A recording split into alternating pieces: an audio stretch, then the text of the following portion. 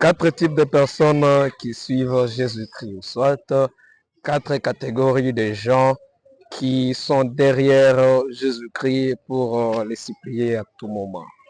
Bien, je vous demanderai juste de rester là jusqu'à la fin et le dernier peut vous être très important.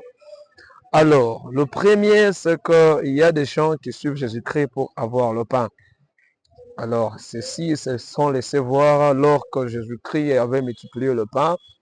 Et les jours suivants, les gens étaient venus trop nombreux que ce jour-là. Et quand Jésus-Christ les eut vus, il comprit que non, ils sont venus juste pour le pain.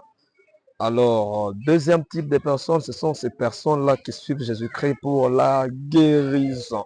Tels que les gens qui avaient le paralytique, ils ont suivi Jésus juste pour avoir la guérison. Après que leur frère eut été guéri, ils sont partis.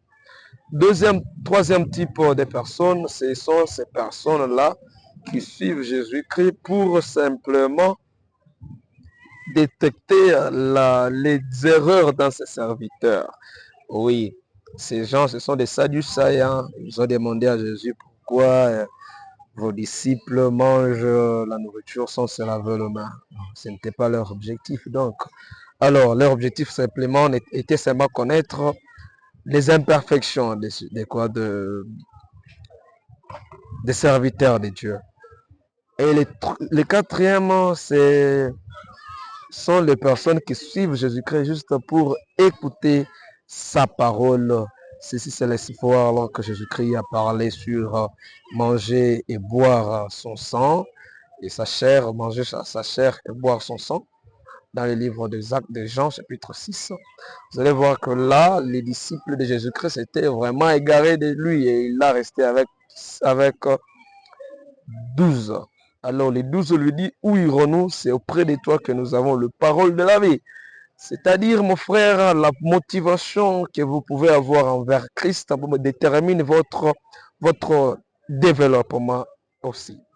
C'est-à-dire, je vous demanderai de ne pas suivre Jésus-Christ pour le pain, car le pain ne peut pas vous amener aux cieux. La guérison ne peut pas vous amener aux cieux. Le fait là de chercher, oh, ce pasteur ici a beaucoup d'onction, celui-là n'en a pas. Cela ne peut pas vous amener aux cieux. Mais chercher la parole de Dieu, c'est une très bonne chose, mes frères. Cherchons seulement la parole de Dieu dans laquelle il y a la vie. La parole de Christ délivre. La parole de Christ guérit. La parole de Christ enrichit. La parole de Christ nous donne le succès.